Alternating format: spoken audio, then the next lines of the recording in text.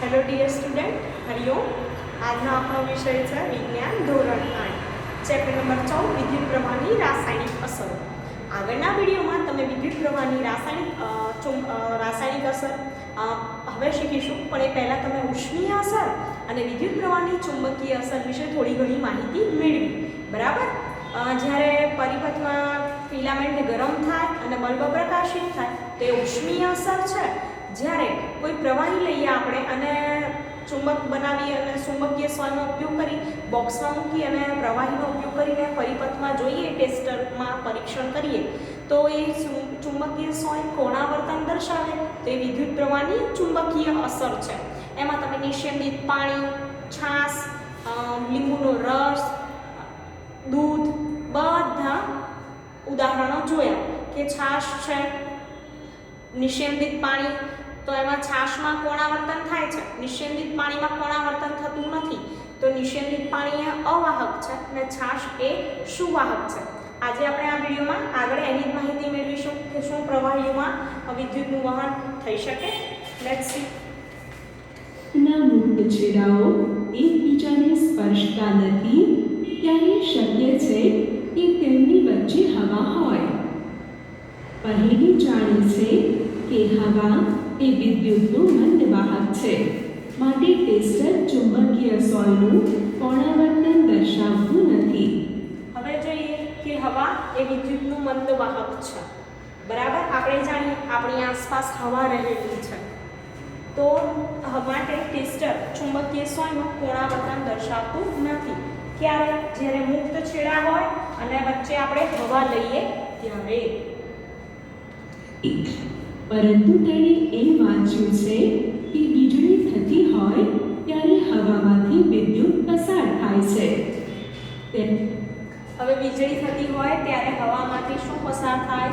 વિદ્યુત પસાર થાય છે. તેણે તે જાણવા માંગે છે કે શું દરેક પરિસ્થિતિમાં હવા એ વિદ્યુતનું મંદવાહક હોય છે? ના. ચોમાસામાં હવા ભેજવાળી હોવાથી તેમાં પાણીના અણુઓ હોવાથી હવા વિદ્યુતની સુવાહક બને છે. હવે આપણે જાણીએ નળનું પાણી હોય એ વિદ્યુતનું સુવાહક છે, નિસ્યંદિત પાણી હોય એ વિદ્યુતનું અવાહક છે. તો અહીંયા વાત કરીએ કે હવામાં પાણીના અણુઓ હોય છે ચોમાસામાં, એટલા માટે એમાંથી શું થાય કે વિદ્યુત પ્રવાહ પસાર થાય અને વીજળી આપણને દેખાય છે. દરેક પરિસ્થિતિમાં હવા વિદ્યુતનું મંદવાહક હોતું અને વિદ્યુતનું વહન શક્ય બને છે.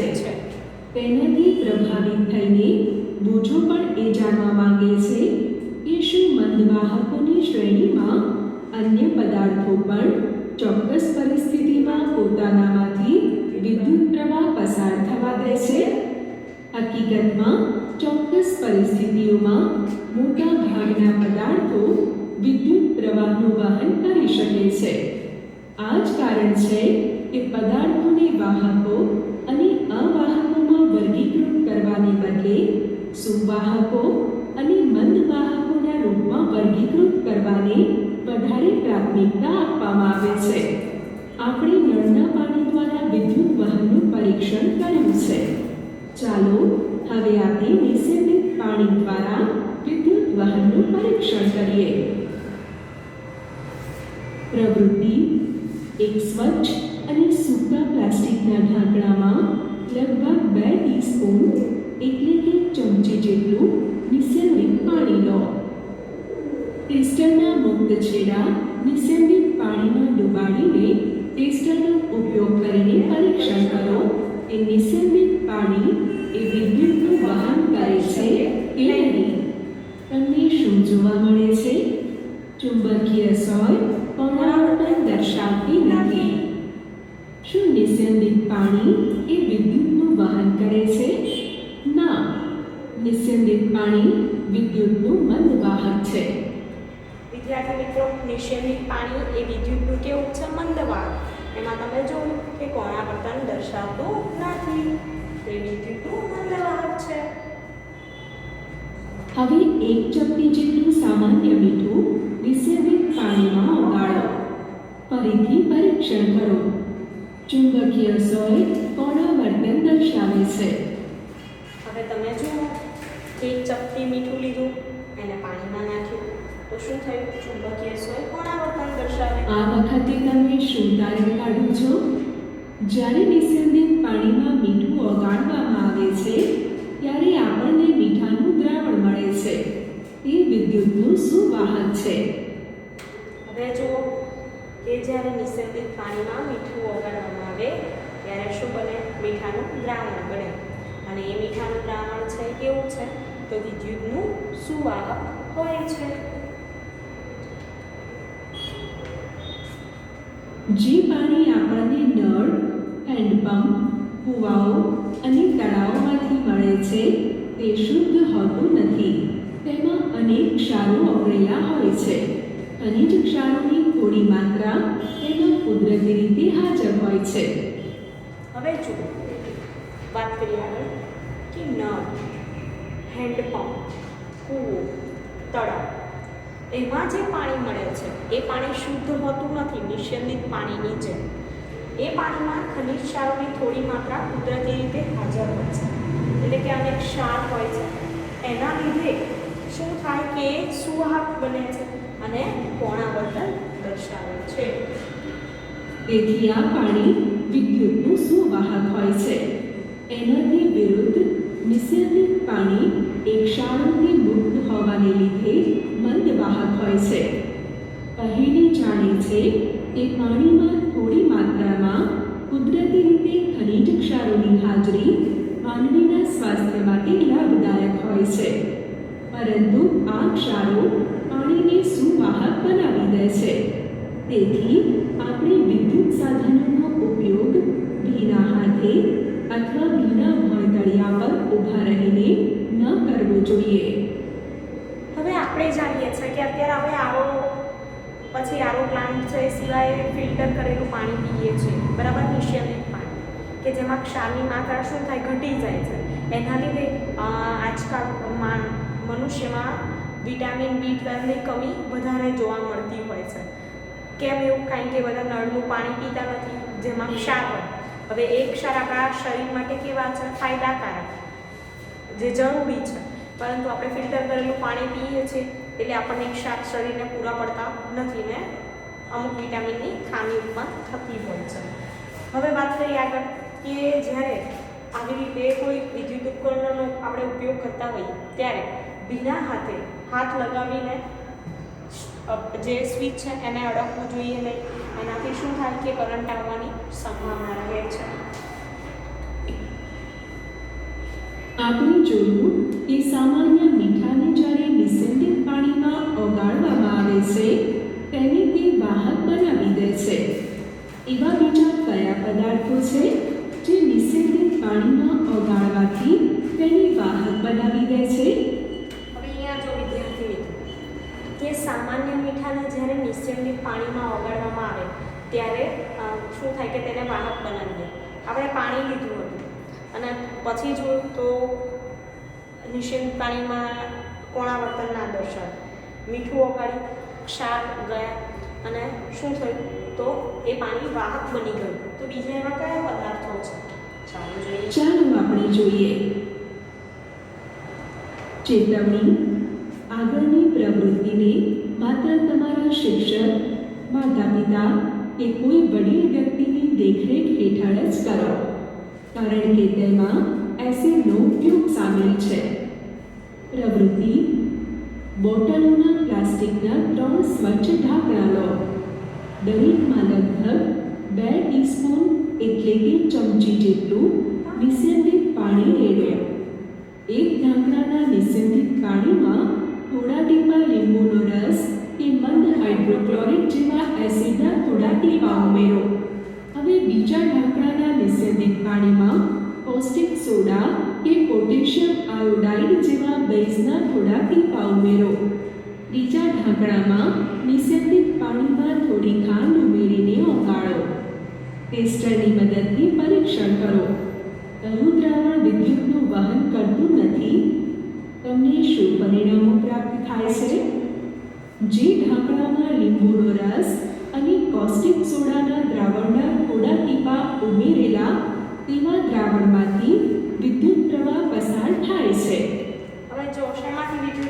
પસાર થાય છે. તો જે ઢાંકણામાં લીંબુનો રસ અને પૌષ્ટિક સોડાના દ્રાવણના થોડા ટીપા ઉમેરેલા હોય, જેમ કે આમાં જો લીંબુનો રસ અને પૌષ્ટિક સોડાનું દ્રાવણ, એમાં વિદ્યુત પ્રવાહ પસાર થયો. જ્યારે જે ઢાંકણમાં ખાંડ ઉમેરેલી છે તેમાં વિદ્યુત પ્રવાહ પસાર થતો નથી. વિદ્યુતનું વહન કરવાવાળા મોટા ભાગના પ્રવાહીઓ એસિડ, બેઝ કે ક્ષારના દ્રાવણો હોય છે. જ્યારે કોઈ વિદ્યુત પ્રવાહ દ્રાવણમાંથી પસાર થાય છે ત્યારે શું તે દ્રાવણને કોઈ અસર કરે છે તે આપણે હવે જાણીશું. વિદ્યુત પ્રવાહની રાસાયણિક અસરો. ધોરણ 7. હવે આપણે જોઈશું વિદ્યુત પ્રવાહની રાસાયણિક અસર. હવે વિદ્યુત પ્રવાહની ઉષ્મીય અસર, ચુંબકીય અસર વિશે માહિતી મેળવી ગયા. હવે રાસાયણિક અસર. 7માં આપણે વિદ્યુત પ્રવાહની થોડી અસરો વિશે શીખ્યા હતા. શું તમે એ અસરોની યાદી બનાવી શકો? જ્યારે વિદ્યુત પ્રવાહ કોઈ વિદ્યુત દ્રાવણમાંથી પસાર થાય છે તો તે શું અસર ઉત્પન્ન કરે છે? ચાલો આપણે જોઈએ. પ્રવૃત્તિ. બે નકામા સેલમાંથી સાવચેતીપૂર્વક કાર્બનના સળિયા બહાર કાઢો. શું કરવાનું કે આપણે આપણા ઘરમાં શેલ હોય, નકામા જે પડ્યા હોય વિદ્યુત કોષો, એનો ઉપયોગ કરી એમાંથી બે કાર્બનના સળિયા શું કરવાના? બહાર કાઢવાના રહેશે. તેમની ધાતુની ટોપીઓને કાચ પેપર વડે સાફ કરીને તેના પર કોપરનો તાર વીંટાળો અને તેમને એક બેટરી સાથે જોડો. શું કરવાનું કે તેમની ધાતુની ટોપીઓને કાચ પેપર વડે સાફ કરીને તેના પર કોપરનો તાર વીંટાળો અને તેમને એક બેટરી સાથે જોડો. આ બે સળિયાઓને આપણે શું કહીશું? તો આ બે સળિયાઓને આપણે ઇલેક્ટ્રોડ્સ કહીએ છીએ. કાર્બનના સળિયાને સ્થાને તમે લગભગ 6 સેન્ટીમીટર લાંબી લોખંડની કીડીનો પણ ઉપયોગ કરી શકો. એ પણ એક ઇલેક્ટ્રોડ તરીકે જ વર્તે છે. આ બે સળિયાઓને આપણે ઇલેક્ટ્રોડ્સ કહીએ છીએ. કાર્બનના સળિયાને સ્થાને તમે લગભગ 6 સેન્ટીમીટર લાંબી લોખંડની કીડી પણ લઈ શકો છો. કાચના ગ્લાસમાં 1 કપ જેટલું પાણી રેડો. પાણીને હજી વધારે વાહક બનાવવા માટે તેમાં એક નાની ચમચી જેટલું સામાન્ય મીઠું અથવા લીંબુના રસના થોડા ટીપા ઉમેરો. હવે એક કાચનો ગ્લાસ લીધો, એમાં શું કર્યું? તો પાણી ઉમેર્યું અને પાણીમાં ચમચી જેટલું શું નાખ્યું? મીઠું અને લીંબુના રસના થોડા ટીપા પણ નાખ્યા. હવે આ દ્રાવણમાં ઇલેક્ટ્રોડને ડૂબાડો. ધ્યાન રાખો કે કાર્બનના સળિયાની ધાતુની ટોપીઓ પાણીની બહાર રહે. શું કર્યું? તો જે બે ઇલેક્ટ્રોડ્સ લીધા હતા, સળિયા લીધા હતા કાર્બનના, એને આપણે પાણીના લેવલથી થોડા બહાર રાખ્યા છે. એની બે જે ઉપરનો ભાગ એને તમે આકૃતિમાં જોઈ શકો છો. 3 થી 4 મિનિટ રાહ જુઓ. ઇલેક્ટ્રોડ્સનું ધ્યાનથી અવલોકન કરો. શું તમને ઇલેક્ટ્રોડ્સની પાસે કોઈ વાયુના પરપોટા જોવા મળે છે? હા, ઇલેક્ટ્રોડ્સની પાસે વાયુના પરપોટા દેખાય છે. ધોરણ 7માં શીખી ગયેલા રાસાયણિક પરિવર્તનની વ્યાખ્યાને યાદ કરો. શું આપણે દ્રાવણમાં થતા ફેરફારને રાસાયણિક ફેરફાર કહી શકીએ છીએ? હવે શું આપણે દ્રાવણમાં થતા ફેરફારને રાસાયણિક ફેરફાર કહી શકીએ? તો હા. બરાબર. અહીંયા તમને શું જોવા મળે છે? વાયુના પરપોટા. હા, કારણ કે દ્રાવણમાંથી વાયુ ઉત્પન્ન થાય છે, જે નવો જ પદાર્થ છે, માટે રાસાયણિક ફેરફાર છે. હવે શું થયું? તો અહીંયા વિદ્યુત પરિપથ પૂર્ણ થયો અને નવો પદાર્થ ઉત્પન્ન થયો. બરાબર. દ્રાવણમાં વાયુ ઉત્પન્ન થયેલા દેખાય છે, જે નવો પદાર્થ, અને આ એક કેવો ફેરફાર છે? રાસાયણિક ફેરફાર. અને આખી અસર છે એને શું કહેવાય? વિદ્યુત પ્રવાહની રાસાયણિક અસર.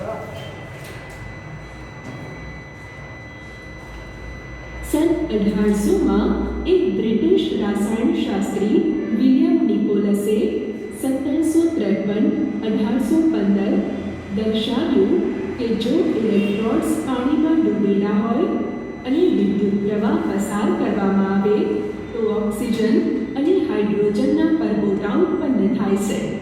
હવે એમણે શું દર્શાવ્યું વિલિયમ નિકોલસે કે એનોડ અને કેથોડ, બરાબર. જે ઇલેક્ટ્રોન લીધા એને બે નામ આપીશું, એનોડ અને કેથોડ. એનોડ પર ઓક્સિજન, કેથોડ પર શું ઉત્પન્ન થાય છે? હાઇડ્રોજન. જે વાયુના પરપોટા દેખાઈ રહ્યા છે એને આપણે હાઇડ્રોજન અને ઓક્સિજન કહીશું. ઓક્સિજનના પરપોટા બેટરીના ધન એટલે કે એનોડ છેડા સાથે જોડાયેલ ઇલેક્ટ્રોડ પાસે અને હાઇડ્રોજનના પરપોટા બીજા ઋણ એટલે કે કેથોડ ઇલેક્ટ્રોડ પર બને છે. કોઈ વિદ્યુત દ્રાવણમાંથી વિદ્યુત પ્રવાહ પસાર થવાને લીધે રાસાયણિક પ્રતિક્રિયાઓ થાય છે. તેના પરિણામ સ્વરૂપે ઇલેક્ટ્રોડ્સ પર વાયુના પરપોટાઓ બની શકે છે. ઇલેક્ટ્રોડ્સ પર ધાતુ જમા થતી જોવા મળી શકે છે.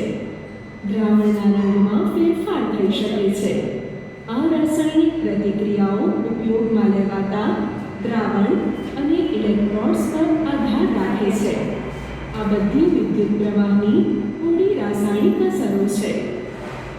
હવે જુઓ કે આ બધી શું છે? વિદ્યુત પ્રવાહની રાસાયણિક અસરો, કે જેમાં રંગમાં પરિવર્તન થઈ શકે, નવો પદાર્થ ઉત્પન્ન થઈ શકે છે, બરાબર. બુજોએ પરીક્ષણ કરવાનું નક્કી કર્યું કે શું કોઈ ફળો અને શાકભાજીઓ પણ વિદ્યુતનું વહન કરે છે કે નહીં. તેણે બટાકાને બે બરાબર ટુકડામાં કાપ્યા અને ટેસ્ટરના તાંબાના તારને તેમાં દાખલ કર્યા.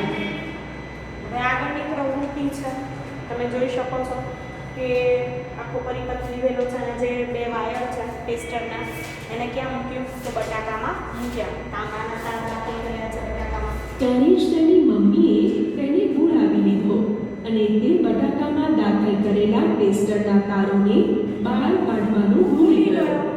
લગભગ અડધા કલાક પછી જ્યારે તે પાછો આવ્યો ત્યારે તેણે જોયું કે બટાકામાં એક તારની આસપાસ લીલાશ પડતો ભૂરો ડાઘો થઈ ગયો હતો.